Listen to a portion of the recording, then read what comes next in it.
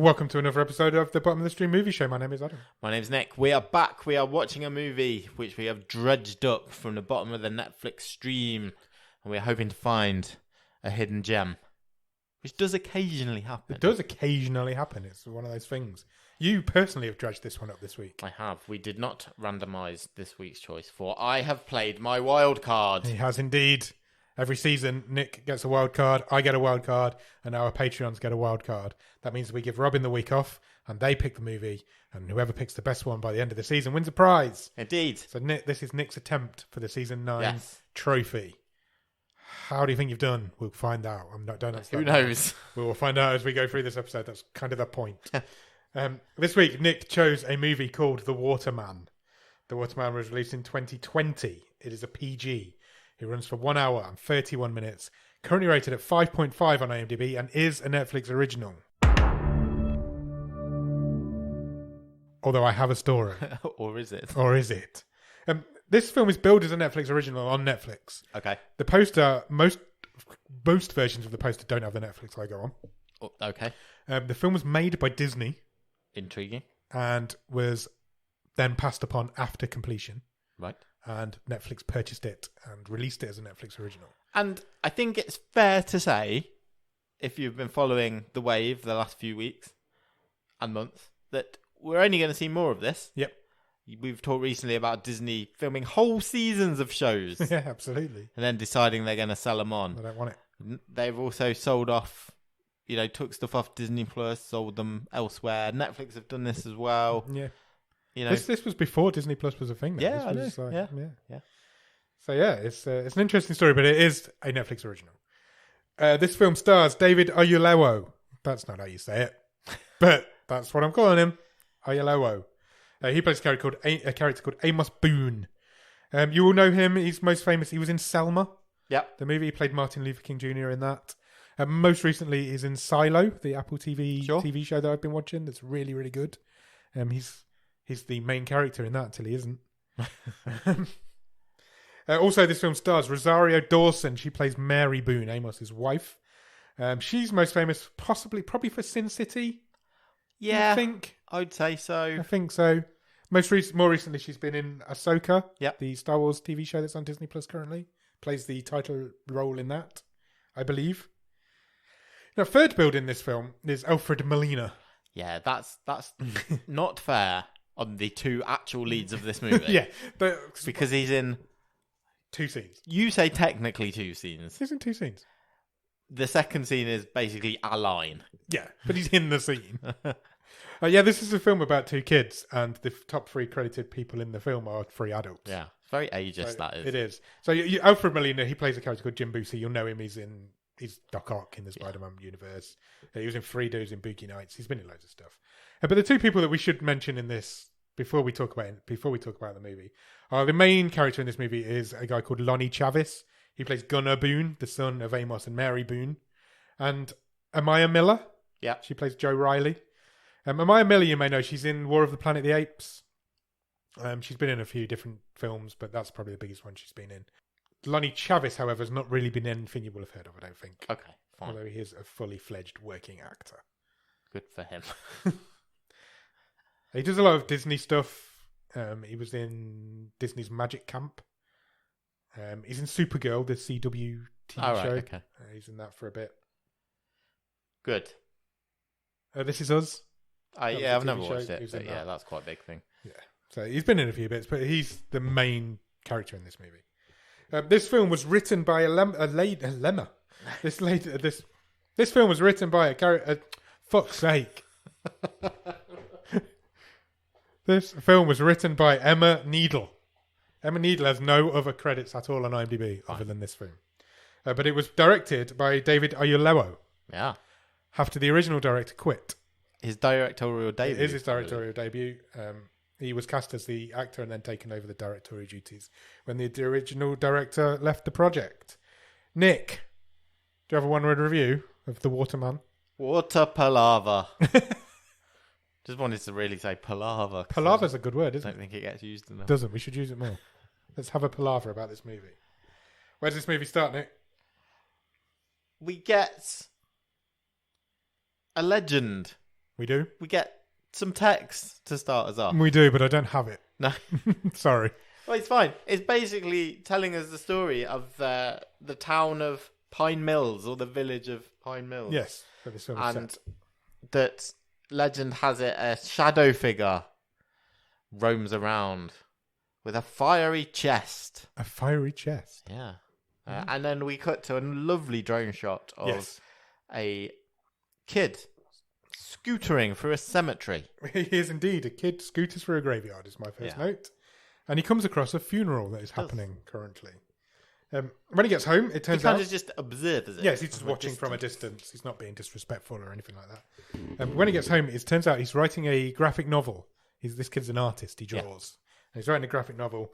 And it's basically a story of a homicide detective who is investigating the murder of himself. Yes, because he is a ghost detective. It's a great idea, ghost detective. Yeah. Then we cut to an image of a man driving through this same town.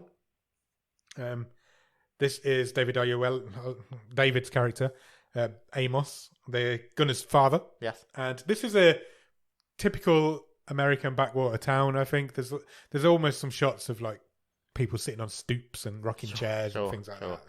That's what the vibe we're getting of this town. I think they've recently moved to town. Yeah, they have recently purchased a house in this town and have moved there. And the kind of setup is that Dad has returned from military service. Yeah, so he's not been around much. Yeah, he's been in the Navy. And essentially the reason he's come back is because Mum is not very well. Yeah, she is sick. She's taken ill. He takes home Chinese food. They have some dinner. Gunner's reading Sherlock Holmes stories whilst he's eating his dinner. And he just drops into conversation that he went exploring around the town today. Yeah. And he went to a funeral. Yeah. Which his parents are not that impressed about. So they're like, you can't just go to people's funerals. That's disrespectful. Essentially, the dad Amos says that's a bit odd, son. Yeah, it's a bit weird. You're not invited. You that's not very respectful. So his mum sits him down and talks to him about it a bit more like a grown up. Gunner actually says he preferred it when his dad wasn't there. Yeah. They discuss life and death and that sort of stuff while this is going on. And the dad's listening outside the door. Yeah. He hears all of this.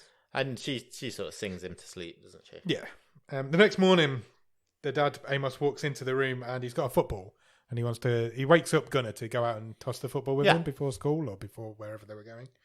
But then he accidentally destroys this kid's comic book. Yeah, because Gunner's left like a pot of ink open on the floor, and the dad sort of trips over it and he spills a load of ink on some of the pages of this graphic novel. Yeah, which obviously doesn't help in the terms of building this relationship. No, absolutely not.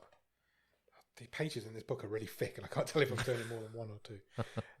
That night, he hears his mum coughing quite badly in the bedroom, and I think they're trying to keep this illness away from him a little bit. They're not secretly keeping it from him, but trying not to expose him too much. It's not a family that talks, or more so. I think the vibe I got from it is that they are all three of them struggling to adjust to the change in dynamic, which is Amos being back at home full time. Yeah, and also trying to deal with this situation that's going on as well. Yeah, it's not easy for them. Amos comes home whilst this coughing fit is happening, and he panics. He rushes into the bathroom to make sure she's okay. And whilst he's doing that, Gunner goes off and he manages to find some medication that Mary's taking. And then we see him scooting off to the local bookshop. We know he's already made friends with the local bookshop lady. He's well into his books. Yeah, they're on first name terms. He's read like 20 books that she's already lent him, and he's only been there a couple of days. Because she's like shocked that he's bought. Yeah, I think she got to chapter 7 less than a week. She got to chapter 7 in the book they'd agreed to read, and he'd read 10 other books as well. So he takes all the books back, and he says, "I need every book you've got on leukemia." So he's figured out from the meds that he found what's wrong with his mum. When he gets home, she's really not well in bed. There's like nurses. It's not a moving montage, but no, it's not. But it's like time has passed, I think. Yeah, and it shows that her condition is worsening because there's, as you say, there starts to be visits from a carer. Yeah, there's nurses at the house. There's a drip by the bedside now, and And Gunnar confronts one of the nurses and he's like, I think you've got my mum on the wrong meds. Yeah, she should be on. She should be on yeah, and the nurse just dismisses him. Well, the nurse says that's not my call. I'm not a doctor. Yeah, and just leaves. So he's a bit annoyed by that. He goes for a bit of a ride around town on his scooter, and he stops when he sees some graffiti on the wall. It's like an abandoned farmhouse type thing. Barn type building, and it just says the Waterman on this graffiti with like a shadowy figure, and there's loads of bikes outside, loads and loads of bikes outside. So he goes to investigate. He goes in. He stays out of sight, but what he sees is a load of kids sitting around, getting a TED talk from an older kid. Basically, there's a girl there telling the story of the Waterman and how she knows who he is. She knows where to find him. Yeah, she says, I've seen him. Yeah, I've seen him. And she's conning these kids out of money. Yeah, she tells so much of the story, and then she says, if you want to hear the rest, you need to cough up. You need to give me some money. She walks around with and this is a local legend that all these kids are obsessed with. Every town's got the local ghost story, haven't they? And it's like these kids want to know more. Gunnar then goes home. He leaves that scene. He goes home and he draws a portrait of this girl that he's just seen. Yeah, she's got like blue hair, hasn't she? And she's distinctive looking. What we have not mentioned is, so it happened a couple of times already, and it will happen again through this movie. Is when he draws his graphic novel, those pages kind of come to life on the screen. That's how they're showing his imagination. Yeah. Isn't it? They're showing his... And I quite liked how that was done. Yeah, I agree. I did as well. Dad's cooking dinner. He's exploring more about the leukemia in the books that he's reading. Yeah, but he also finds a book, and in it somebody's written almost like an essay on the Waterman. Yeah, there's someone's handwritten notes inside a book that he's found.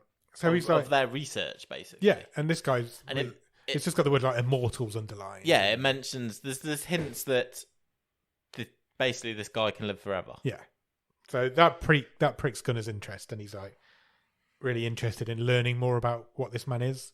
So he goes to visit the man who wrote this book, or notebook, or whoever's book it was. And this is Mr. Boosie, which is Alfred Molina's character.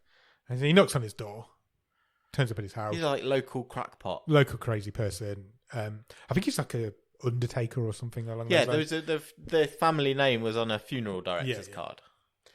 So he knocks on the door. The guy thinks he's being pranked because kids must turn up at his door all the time. But it's not a. Well, Gunnar says, I swear, it's not a joke. I'm trying to find out about the Waterman.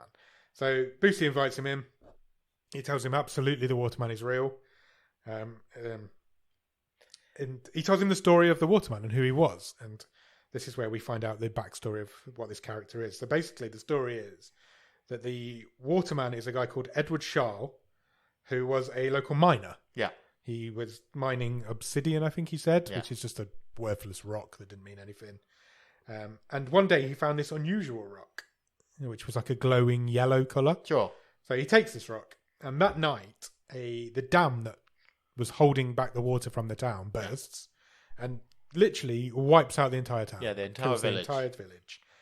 Everybody's dead. When the investigators turn up, they find this whole town has been drowned. Bodies everywhere. And except for Edward Sharl, who wakes up. Yeah. He is immortal. And since that day, for the last 100 and now ever many years, he has been searching for his wife's body in the local woods. Yeah, because he wants to bring her back to life. Because he has the power to bring... And there's stories of animals being brought back to life and all this, using this rock. And Boosie says he went to look for the Waterman himself. Yes. When he was younger. Yeah. Because he didn't want his dad to die, because his dad was ill. And he says, I went looking in the woods for, in my spare time, weeks after weeks... And I marked where I'd looked by hanging black rocks. Obsidian rocks. Pieces of obsidian from the trees. But now he's like, obviously I couldn't find him. My dad passed away. But he still believes this story. He absolutely believes this man is 100% real.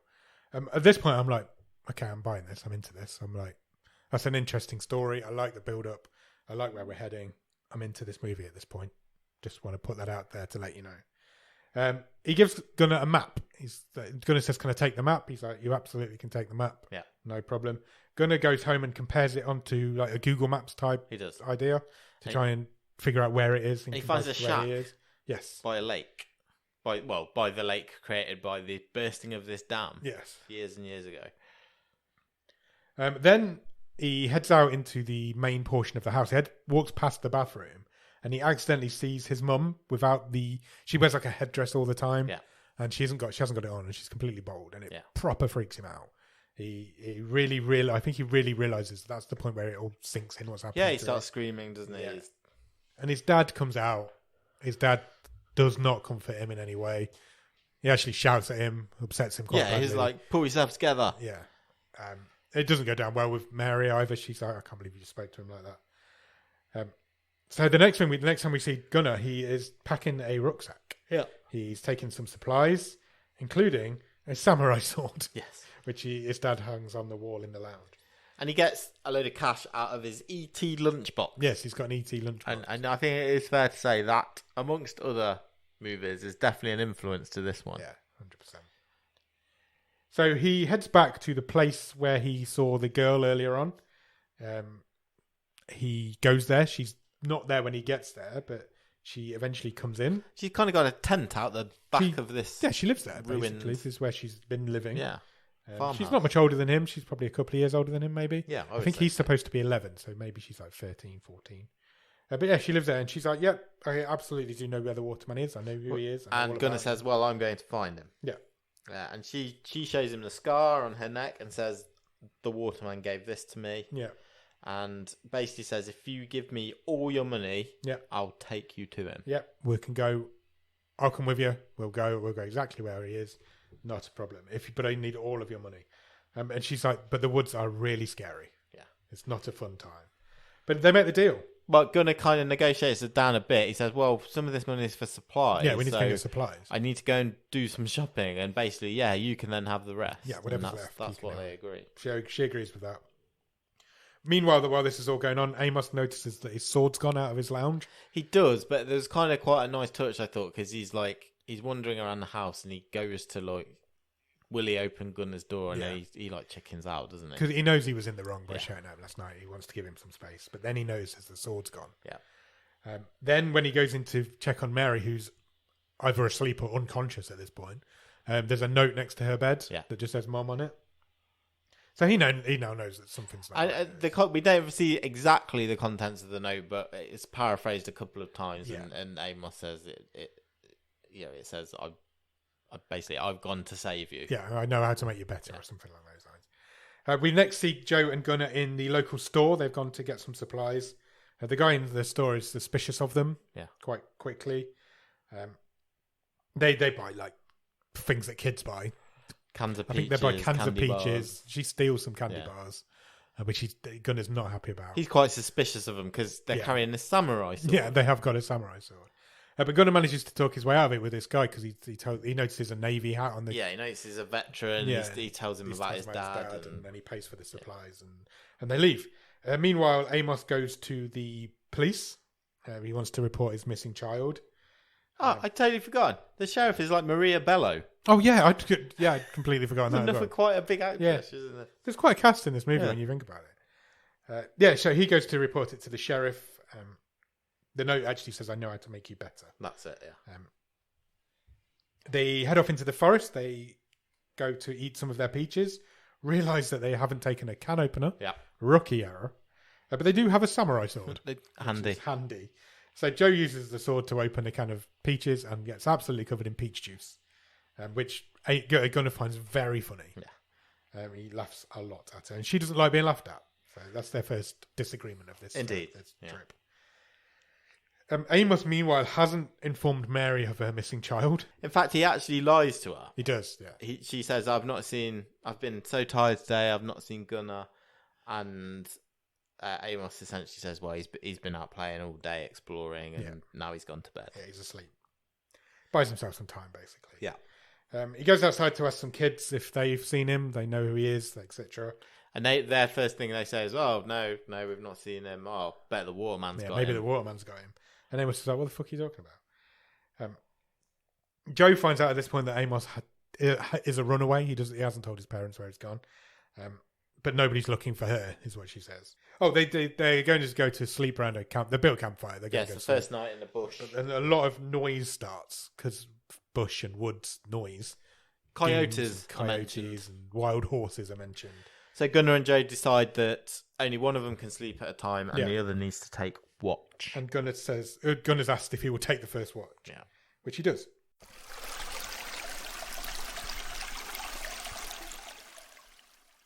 Mary and Amos are having a conversation about Gunnar at this point. She says, "Look, she's basically telling him off for shouting at him last night. She's like, you just need to see him. You need to be with him and be aware of him and know who he is."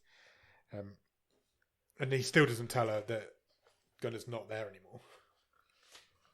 Back at the camp, we get shots of something flitting around Gunnar at the edge of the camp. Something's running around him, which freaks him out, and because he thinks it's the Waterman, he thinks he's going to get caught. He says, "Hello, Mr. Waterman." Yeah, and he draws the sword and goes to investigate.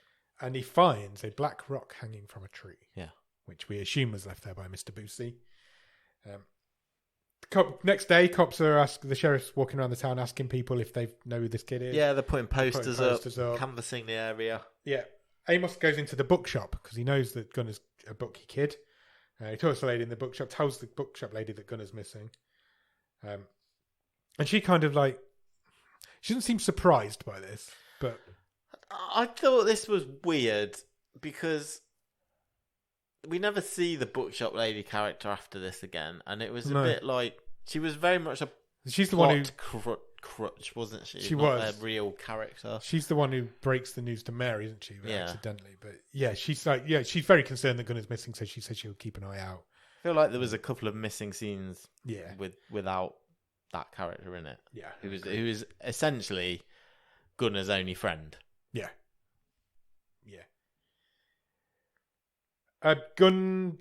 Mary's trying to get Gunnar to eat some of the candy, but he won't eat it because it's stolen. And she mentions his mum during this. They're having another argument, and she mentions his mum, which he doesn't like, and they start fighting. And she tries to force him to eat some candy, and he doesn't want it, and they're screaming, and they're actually physically fighting with each other. And suddenly there's a lot of what I've just called big noises. Yeah, it's huge noise. The earth starts shaking, the ground's moving, and then a load of birds fly past them. Yeah, and things are vacating the forest. Yeah. So Joe just shouts, "Run!" Yeah, and they run really quickly, and a load of wild horses, a shit ton of wild horses. Yeah, it's a stampede. Flies out of this forest, and just they manage to get out of the way of it, and they all run past. Dive into the There's a stampede of wild horses. It literally comes out of nowhere. I really liked the idea of this sequence, and I was like, "Oh, this." I'm with you at this point. I'm like, "Oh, this is really intriguing so far." I'm on this journey. I know budget's tight. It wasn't the best CGI of them when they were in front of the horses. Yeah. It was a bit shonky. It was a bit green screeny. Yeah, it was. But that's budgets for you. There's nothing you can do about that. Meanwhile, the cops have gone into the general store to ask if they can put a poster up. Amos is there too.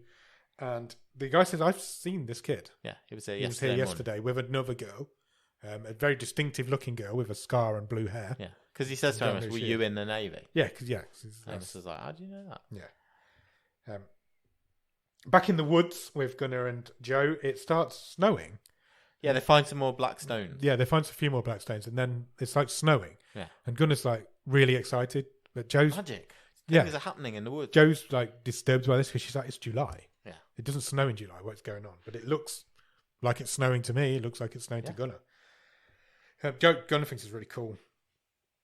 This is the point now where Mary finally finds out that Gunnar's missing because the lady from the bookshop rings to ask if anyone's seen him. Yeah, rings to get some information, and Mary's like, "What the fuck are you talking about?" And so the kids decide they're going to camp out under it's almost like a rock formation. Yeah, it's an old log. I thought. Was it an old log? Yeah, a big log. Well, okay, it might be a log. But whatever. It was like a rocky outcrop of stuff. That's where they're going to spend the night. And he shows her his graphic novel. He talks her through what's going on in this novel. But that doesn't last very long because a big bug lands on Joe and she proper freaks out. Yeah. She proper goes all screamy about it. Gunnar really laughs at it. He really laughs at it. He's like, "Why are you scared of that? You're like a badass." You're this big ass scary girl. And he finds it. He proper laughs. This kid knows how to laugh. Yeah, he does a good laugh. He's got a really good laugh on him. So Joe moves like up to the other end of this outcrop. Does not She's like right, being laughed at. draws a line in the mud and is like, that's your side. This is mine. Stay away from it. And Gunnar just says, you take yourself too seriously. Yeah, Chill out a little bit. Mary confronts Amos because he comes home and she's like, "What the fuck? I can't believe you didn't tell me the kid was missing." And it turns out she's received a text. Yeah. Last night, but her phone wasn't turned on because she's ill. Which Gunnar must have sent from Joe's phone. Yes. And it basically just says, "I'm fine." It says, "I'm fine, Mum. I'm doing this for you." Yes. And Mary's really angry that Amos lied to her. She's like, "I can't believe you didn't tell me that our kid was missing." And Amos says, like, "Look, no matter what, I will find him. We will find him no matter what it takes. We will get there. We will find him." Cut to that night. During the night, they are asleep under this rocky, loggy thing that they've fallen asleep under. And suddenly, Gunnar wakes up first, I think. Yes. And there's a lot of bugs on him. Like thousands of cockroaches. Yeah, and then Joe wakes up, she screams, and then all of a sudden, there are hundreds of thousands. Yeah. So much so that they actually get carried away down this like ravine. I don't know if that's what happened. It did look like, I think there was just, they were just covered in bugs and they kind of just slid on their asses down the hill. It looked like they were sliding on cockroaches. Yeah. There was a lot again, I think that was the CGI problem. But it freaks them out. They're both screaming at it. Gunnar's not finding this hilarious anymore. They run, they get away, they manage to go away from where they were. But unfortunately, they've lost their backpack. This annoyed me because I was like, no, it's fine with the scene. Yeah. The bit that annoyed me, and maybe this is really nitpicky, but it's when when Gunnar said, "We've got to go back. The food's there, the stuff's there, my backpack," and Joe just went, "No, I'm not going back. I'm never going back there." Yeah. And I was like, "No, they'd go back. You would go back, I think. You've lost everything. Yeah. They hadn't even got coats. No, exactly. Exactly. They were only in t-shirts now. Yeah. And they lost the sword. They still had the sword. They still had the sword. That was the only thing they did. But they did lose the backpack of all the food and all the supplies. Yeah. You're right, they would have gone back. Yeah. But they didn't. No. Joe wants to go back completely. Joe's like, "I'm done with this. Let's just go home. Forget all about this." And Gunnar's like, "I tell you what, we're too close. We've come too far. Yeah.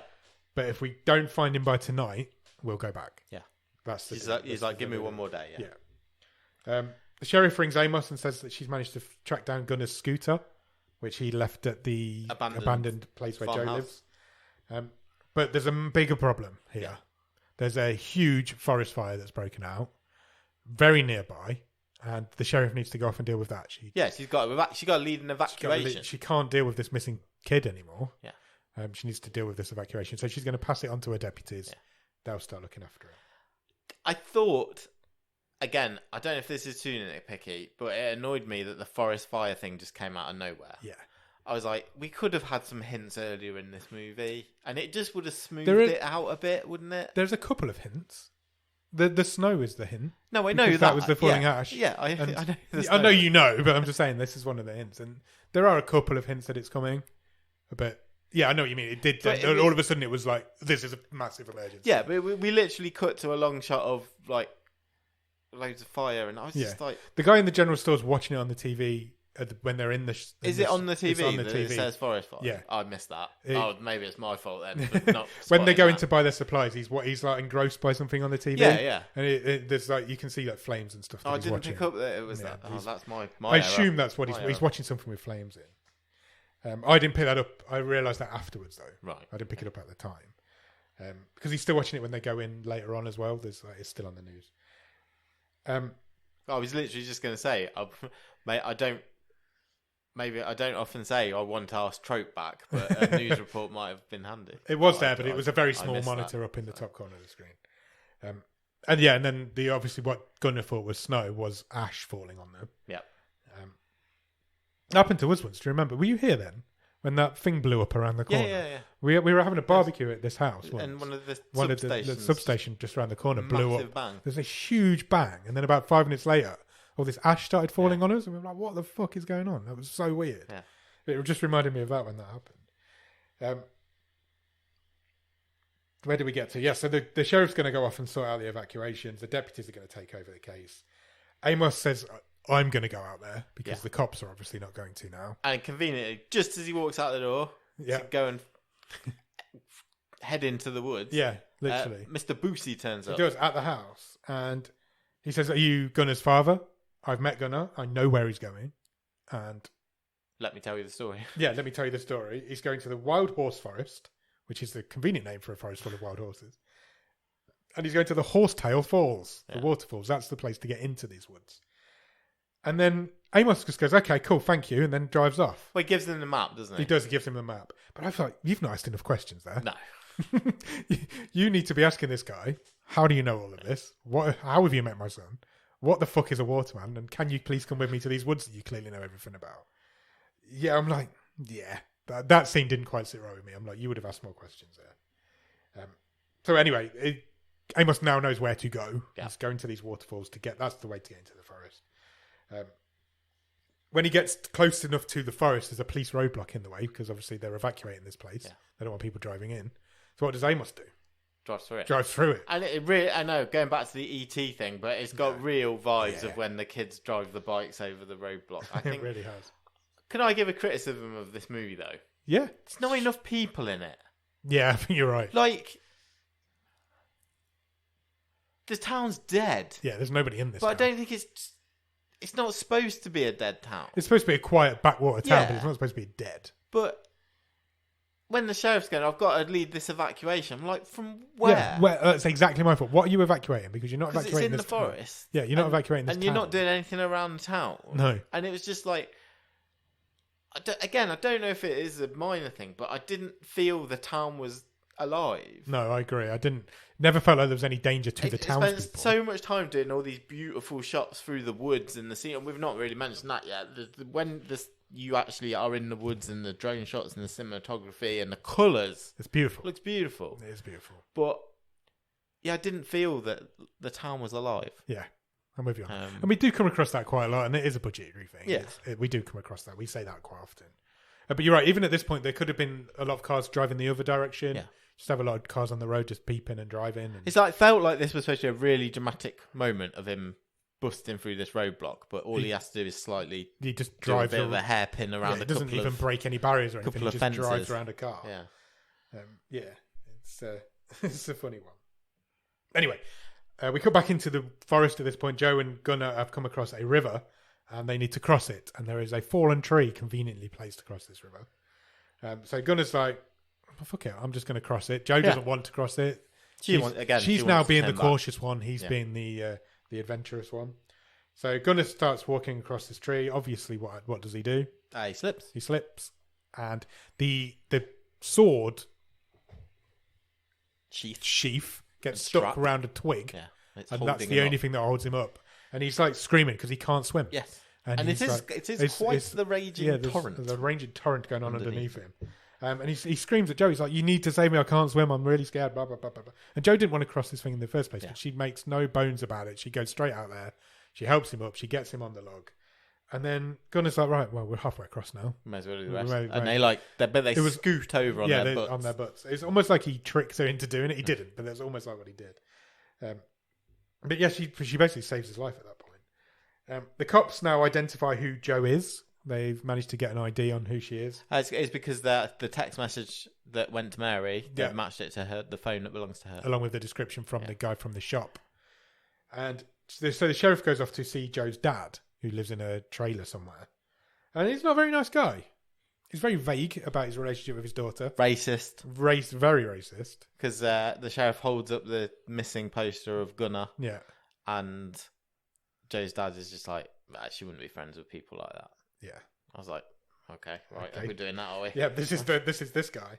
He's very vague. He's not interested in he doesn't know the last time he saw Joe. No, he isn't interested. He's in like, the fact that he says, like, summer. She'll be fine. Whatever. Don't worry about it. Yeah. He's a bit of a dick, but he's the only scene he's in. So. And the sheriff says to him, "I'm quite interested in this hospital report I have. Yeah. From last month, in which she required 15 stitches in her neck.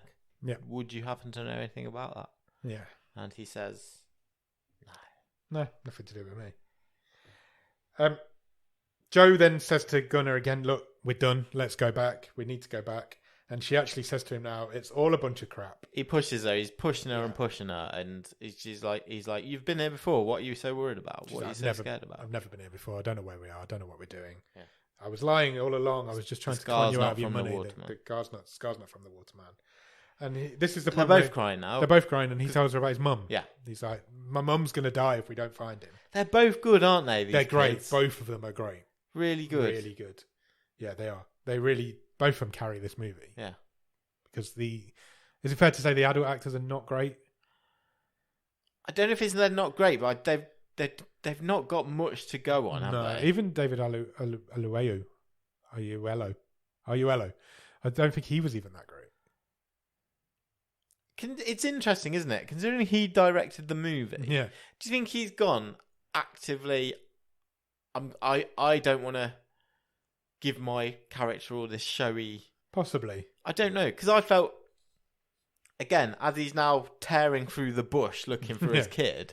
I mean, I'm literally full pelt, and I know he's a military guy. He's a fit guy. Don't get me wrong. This character. He runs at 100 miles an hour through a burning forest. But I'm like, I could have done with a bit more about his journey to catch up with them as well. There was just certain bits where I was like, I wanted a bit more to make this a complete movie experience rather than a good one. Yeah. Yeah. I just thought, I wonder if there's been some stuff left on the floor. If that was him actively going, I don't want to be showy. Yeah. Because I'm now directing it. I don't know. Could be, absolutely could be. The kids are still arguing at this point. This is the point where he tells her that his mum's dying. And I really like the line from Jo here. She says, that means you definitely need to go home and spend time with her while she's still alive. Like, why are you out here? You need to spend all the time you can with your mum. While she's still alive, go and spend the time with her. I really like that line. I was like, that's like cool. She says she's going back. She's like, I'm done. You can stay out here if you want. Yeah, so they go separate ways. They go their separate ways. They split up. She literally, within 2 minutes, calls after him and starts going back for him. She's like, she changes her mind straight away. But he's managed to get away very quickly. Gunnar's now alone. He's coughing. The woods are getting smoky. It's almost like he hasn't noticed. It's possible that he hadn't at the state of mind that he was in. Joe's following behind, looking for him. She's also choking and smoking. And we cut to Mary on the porch at home. And this seems to be where the money went on the special effects, because there's a really nice shot of fire and in the smoke background. She's looming over the town. She can just see it from the porch of the house, and she's just watching it, and like you can tell she's terrified. Gunnar then comes across a cabin in a clearing and a lake, and he slowly pulls his sword. He approaches the door and he goes inside. Yeah, and there's nobody there. No, it is abandoned. It's not abandoned. But there are signs of life. Yes, but no one is currently in the shack. Then suddenly he hears somebody coming. There are footsteps. So he hides under the bed. He scoots under the bed and hides. And this big man, comes in. Clad in fur. All in furs. You never dripping. see his face, and he's wet. And he knows Gunnar's there. Yeah. And he says, I've seen you. He doesn't even turn around. He just says, I've seen you walking through the forest. And he's got like this ragged breathing, and it's like, I really liked the look and design of the Waterman. I did as well. It was great. Agreed. Really ominous. Really ominous. Really, really well done. And he says, look, he knows the kid's name. He calls him Gunnar Boone. And he says, it is dangerous what you have done to come here. Gunnar tells him about his mum. Yeah, it does. He tells him everything. And the Waterman picks up the yellow stone that he owns. He does have this yellow stone. Yeah, it's got it around his neck. And he says the dead rise, but will outlive all they know. Yeah, he says the power you seek comes at a heavy price. Because it can bring back people to life, but they will become immortal. Yeah. He says, I died in a flood, and I've been searching for my wife ever since. The hope is the only thing that keeps me going. Why would I give you all the hope I have? Yeah. Because he's like, why would I stop looking for my wife to come and look for your mum? He then hears Joe calling for him in the background. And the Waterman gets angry at him. He's like, you have abandoned your friend for this. Yeah. He's like, you've left your friend out there. It made you see what you wanted to see. It made you see me. Yeah, your hope. Yeah. Your hope. And it turns out he's not really there. It turns into a drawing that we've seen before, like in the graphic novel. And then the shack starts to do the same around him. Not really there either. And suddenly Gunnar's just alone in a clearing in a fire by the lake. And he's just like frozen. Yeah, he's like, what the fuck has just happened? Basically. And he can hear Joe calling and screaming and shouting because she's not also stuck in this fire. So he goes to her. He goes to fight. He finds her. He manages to get to her, but they're both now trapped in this forest fire. And then Amos comes running out of the bush. Before Amos turns up, she tells him, "My dad gave me this scar." Yeah. She confesses to him that. And Amos finds them, and he says, "Look, we need to get out of here, and to do that, we need to swim." Yeah. And he asks Joe if she can swim. She can. And Gunnar freaks out. He's like, "I'm not going in water. I can't swim." But Amos says, "Look, I will get you through it. Don't worry. I've been in the Navy." Take you. Why there's a man in the Navy whose son can't swim is a bit strange. And Amos is essentially in, by my calculation of the timeline, about half a day. Yeah. Caught up with them, the journey that's taken them best 3 days, 2 nights. Yeah, I think that's explained by the fact that the guy Bootsy knew where to go and where to get in. And Amos pelts it through, and the kids might have been walking around in circles for all we know. But and Bootsy says to him exactly where he needs to go in to get into the woods, and it is a different place to where the kids go in. So I can kind of forgive it. I think. That's fine. And they manage to get home. We don't see any of the getting out of the forest, but we do see them swimming for a bit, and then in the next scene they're coming home. They get home to Mary, and there's a nice reunion scene between the whole 3 members of the family. Cut to the cops taking Joe away from her dad's trailer. Yeah, I presume she was being taken by child services. Yeah, I think so. I think I got that idea that's what was going on. But she's happy. She's happy. Yeah, she's smiling. Because Gunnar's there watching from a car while this is happening, and she smiles at him. Amos has brought Gunnar a load of new art supplies to carry on his writing. But Gunnar says, "I'm done. I'm done with drawing. I don't want to draw anymore." I really like this scene. Mm-hmm. It was a good bit of acting between the pair of them. The two of them. Because he says, because Amos says to him, "Well, what about your graphic novel? You need to finish it." And he's like, "I can't figure out the ending. I don't know how it ends." And he says, Amos says it's a great story. I've read it. Yeah. And you will figure it out. It will come to you. Stick with it. Just stick with it. It will go to it. And Jay, I'm getting all the names mixed up. Gunnar says to him, "If you had the choice," I thought this was like one of our questions that we do at the beginning of the way. Would you pick a short life with a lot of love over a long life with none in it? And Amos says, "If I could only have a short life, but your mother was in it, then I would choose the short one every time." And Gunnar says, "Me too." Yeah.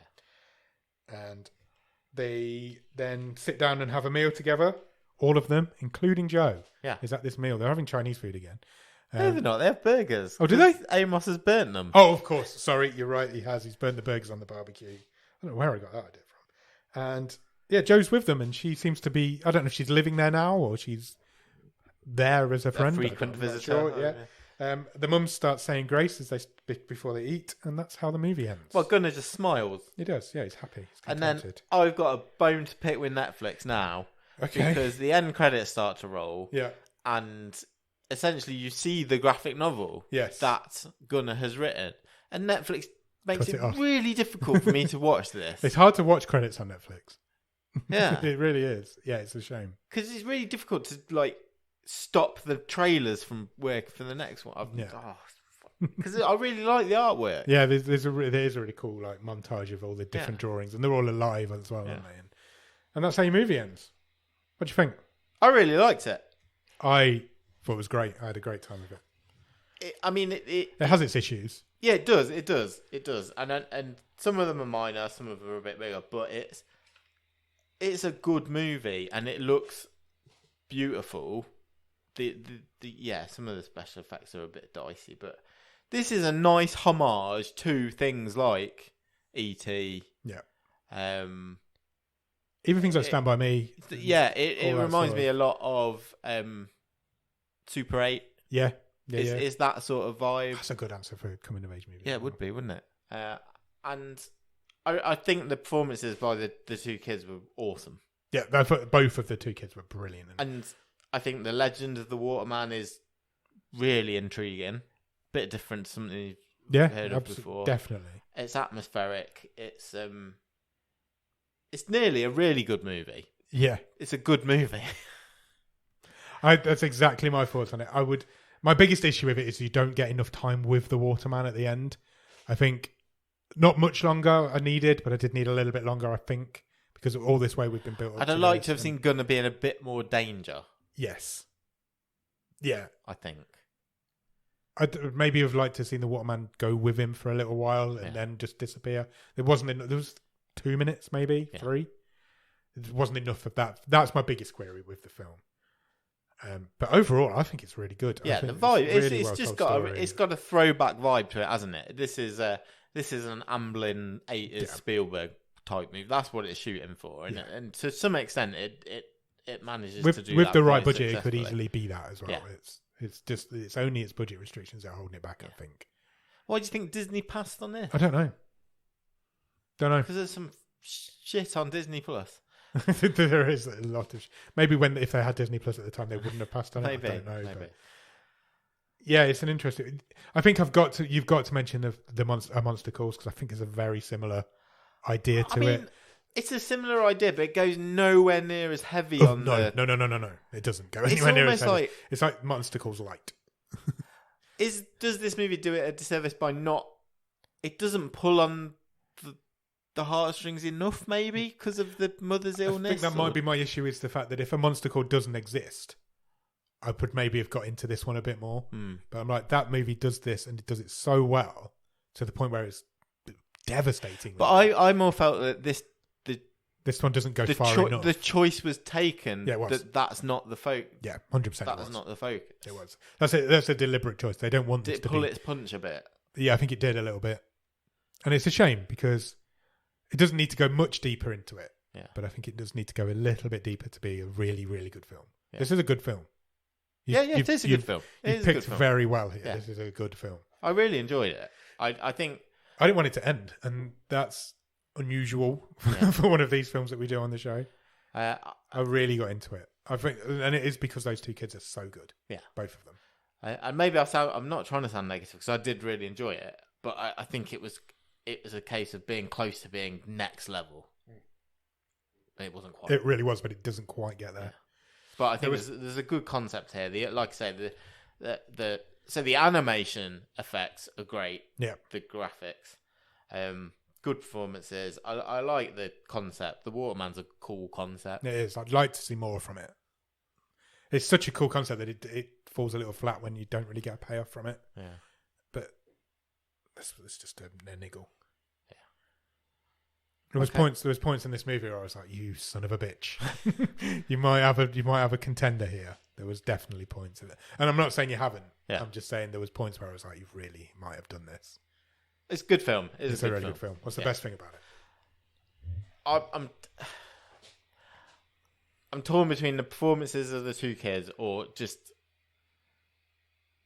it looks great. The cinematography is great. When we're not talking about like CGI stuff, it's well shot. Yeah, and I think it is. My issues aren't with the direction; they're more with the script. I think. Yeah, I think so. I think what you've done is create a really cool legend of the Waterman. It's a cool character. Yeah, it's got a great backstory, really interesting story, and then it doesn't pay off, and it really feels like a letdown of that character. Yeah, and it's a shame because it's a really interesting. I think this almost just needed a bit more of the sort of, like we were saying about the town not quite feeling alive. It needed just a little bit more of world building, like more of the. I'd have liked a longer scene when Joe was explaining to all the kids the Waterman. That would have helped build the legend up a bit more, and the kids buzzing around this thing is out there. Blah, blah, blah. I just think there's a few more scenes would have helped. Just build it a little bit more. I'd have liked to have seen more scenes. You could have had the Waterman watching them the whole time. Yeah, because if he was in Gunner's imagination, then he's there the whole time. And you could have had scenes of him just being... Because there's that scene where he's like, something's running around Gunner at night. Yeah. And you don't know what that is. You never find out what that is. I'm assuming it's horses. But you could have had the Waterman being there in the background, because it's such a cool look for a character as well. It would have looked great to just be there in the background. Yeah. And then eventually you find out what that is. And that's when you get this reveal that it's all in his head. And he can't help his mother, and...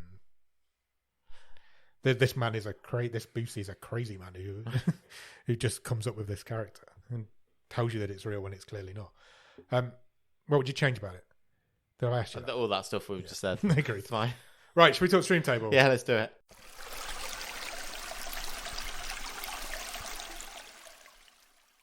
14 films in the stream table currently. Do you want me to read from all? Do you want me to read the top 10, the top 5? Where you we go do whatever you want to do. Number 14 is Spaced Out. Number 13 is Buddy Games. Number 12 is Here Are the Young Men. 11, Freaks, You're One of Us. 10, Mercy. 9, Sweet Girl. 8, Still Time. 7, Girlfriend's Day. 6, Cadaver. 5, It's Catty Catty. 4, Don't Listen. 3, Against the Ice. 2 is The Humans. And currently at the top of the stream table is Warriors of Future, which was my wildcard pick. Where does this one go, Nick? I think there is an argument that this is the best movie we've seen this season. Agreed. However, I'm not sure it's my favourite movie I've seen this season. And I think it just, in terms of being top of the pile, I'm not sure it quite stuck it. There was points all the way through this movie where I was like, this is going top. This is the best movie we've seen this season, and by quite a long way. Yeah. And then by the end, I'm like, I'm not quite sure if it is. I'm not quite sure if it makes it, but it's definitely 1 or 2. That's really interesting. Because I kind of been thinking about this a bit today, and I was like, I could come in here, and I reckon I could give a real good go at getting this to the top. You could. Because there's loads to like about it. I genuinely think you could persuade me. And I'm like, I thought this was a bit of a tactical play, because I was like, if this does hit those 80s vibes, yeah, we're both going to like this. I knew you, but that's what you were thinking. We're both going to like this because it's going to play on the sort of nostalgia thing, but it's a modern version. And I think it was really close. And I really enjoyed watching it. And I could see me, for example, I think my eldest daughter would love this movie. Yeah, I agree. I think she would. I think my wife would as well. And yeah. I can see me watching this with them. And me next time we've got a movie evening or whatever, what do you want to watch? This could be a suggestion. I think everyone would really like it.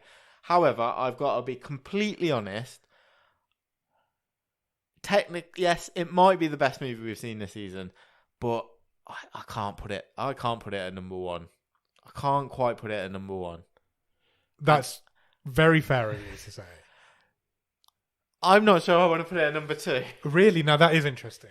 Because when I think back to The Humans, that was an experience. That is an experience.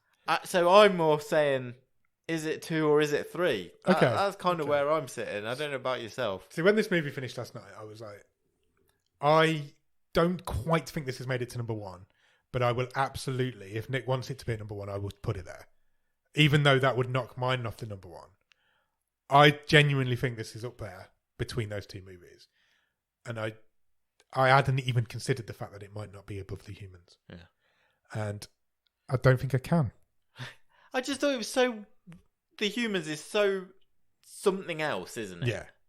The Humans are an anomaly. It's such a weird film, but it's really well done. It's a really good story. And maybe this does appeal to my nostalgia. God damn it, it's bleak. Oh, it's bleak. This film's bleak. That film's really bleak. And the thing that obviously Warriors of the Future has, it's stupid, but it's just fun. Yeah, it's really good fun. And do you know what? It's a great double bill, actually. Yeah, it really is. If this film had stuck the landing, I'd be like, you've beat me. You've done it. Well done. But I don't think it quite sticks the landing, and I think that's all that's wrong with it. And I would be disappointed to see it go lower than second. Yeah, it's I think what you got is a clear top 3. Yeah, in terms of the table so far. So yeah, there's a gap. I will graciously have this at second. It wouldn't have taken much more for me to want this to be better than Warriors of Future. It didn't need to do a lot more. No, it was but very just close. Didn't quite make it. Yeah. It's a shame. But it's a great It didn't pick. quite have the emotional heft that I was expecting. Yeah. I didn't know anything about it when you picked it. I didn't watch the trailer. It's a proper hidden gem. It really is a proper hidden gem. And there's something about it's really... I feel like I'm going to be thinking about this film for a while. Yeah. And something about it's really got to me. I very much enjoyed watching this film. And yeah, I don't think it quite sticks the landing, which is a real shame. But if it had done, I would have said this is number 1 by a distance. But unfortunately, it doesn't quite make it. Yeah. But it's a strong recommend. Strong. I'd say strong. Go out and watch it. Go and watch The Waterman. The Waterman's going into second in the stream table. We've got It'll give you those throwback feels, I think. Yeah, absolutely. But it feels quite modern as well. Yeah.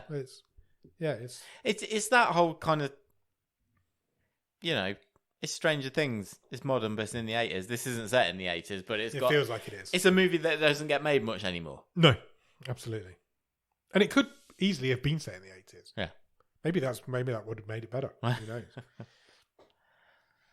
Right. Second. Well done. Good pick. Yeah. Me and you at the top of the table together. How does that feel? It feels good. Bring it on, everyone else. Can't steal this one from me. In joke. Right. We need to call on Robin then, do we, to pick next week's movie? We sure do. We do indeed. As far as I'm aware, unless someone else is I'm not aware throwing a gauntlet down. I'm not aware of a 2 weeks in a row wildcard being played, so we need to call on Robin to give us a film for next week. What do you want him to pick? What you want to watch? I think I'm a fairly open book after that. Yeah? Let's or maybe another action movie. We're not an action movie for a while. Okay, I'm up for that. I'll take that. Shall I press the button? Yes, please. He has picked a movie called Blood and Gold. Have you heard of it? Yeah, that's really right. I'm going to share something with you now. Okay. And I know there's no one else in this room. Right. But just to paint everyone else a picture, you have the randomizer. I do. You have pressed the button. I have. And Blood and Gold has come out. It The has. reason I say that's weird is because I was really back and forth for my wild card whether to play The Waterman or that movie that's just come Oh, really? out. Robin's playing with your mind. Yeah. He's mind gaming you. So Interesting. I do know a bit about it, yeah. Okay. It's a Second World War action flick. It is. It's from this year. It only came out in May. It's really recent. Really, really recent. Do you want a synopsis? Yes, please. It's another Netflix original as well. How has this not been heard of? It came out in May. It's an 18. Yeah. It's for 1 hour and 38 minutes. According to IMDb, it is an action drama war movie. Do you want the synopsis? Yes, please. It's a long one. Okay, brilliant. Set in the spring of 1945, just before the end of World War II, Elsa and Heinrich quickly realise that they have more in common than the common enemy. Both fight for justice against the Nazis and for their families. Heinrich is looking for his daughters, but in Elsa's remote village, a Jewish treasure of gold is hidden that the Nazis want to plunder. This is an action-packed search for the treasure. What? Okay, I'm going to cut those two words out. An action-packed search for the treasure begins. Villagers against the SS, and the greed for gold brings secrets to light that ends in bloody showdown in the village church. Okay. It's very descriptive. Very. We even know how it ends. Would say possibly not a synopsis. Agreed. 6.5 on IMDb, and it is German. Interesting. We didn't reflect on the Waterman IMDb rating, which feels really harsh to me, actually. 5.5? Yeah. Yeah, really harsh. Anyway. It's a much better movie than that. This one's 6.5. So, interestingly, what made you pick the lower rated movie? I watched both trailers and Okay. thought they both look fun. But I just got a vibe. I just got a vibe for the Waterman. Okay, and you were correct to get that vibe. So yeah, we're going to watch a German take on the end of World War II next week. Okay. So go out and watch Blood and Gold, and in the meantime, check us out on Instagram. Not Twitter, don't bother with Twitter anymore. And Letterboxd at BOTS_podcast is our username. If you want to drop us an email, our email address is bottomofthestream@gmail.com, and our website is bottomofthestream.com. On our website, you will find every episode we've ever recorded. Loads of other cool stuff, all the stream tables, and you can even get some merch if you want to buy a Bottom of the Stream E-scooter. E-scooter? That was what was wrong with this movie. He was on an e-scooter. He should have been on a chopper. Yeah. Or a BMX. It was like a modern that would have take put it on at an number 8. one. It would have put it at number one. I think this movie maybe should have been set in the 80s. Maybe would have made it better. I've lost track of where I am. Sorry. E-scooters. Go and do that. Why not? After you've done all that, head over to Patreon, patreon.com/bottom of the stream. On there, for £5 of your English pounds every month, you will get early access to the movie show. You will get a Bottom of the Stream season 1 to 8 poster. You will get a secret access area in our Discord where you can come and chat to us and the rest of the patrons and nobody else. And you will also get a wild card, which means you can do what Nick's just done. Pick a film for the week. If it's the best one, you will win a prize. And then when you've done all of that, head over to Discord. The Discord is a group of wonderful, fun-loving people who like movies and will talk to you about literally anything. We play games. Every first Sunday of every month, we do a watch-along. That's coming up in a couple of weeks. Loads of cool stuff goes on in the Discord. It's really, really great. It is. If you can spare a few minutes, please consider leaving us a review anywhere you can review or rate podcasts, because it helps. It really does help. It helps more people see our show, listen to us, and we can make more friends, get more people in the Discord, and more people can watch these occasional hidden gems that we find. We've just found one. And the absolute terrible stuff we find the other weeks, but that's still just as fun. So yeah, you can do that anywhere that you find podcasts, places like Spotify, Apple Podcasts, Podchaser, Podbean, all the others. There's hundreds. We're on them. Come find us. We are indeed. So yeah, go out and do all of that, and we'll be back on Monday for The Wave and next Thursday for The Movie Show. Cheers! Bye!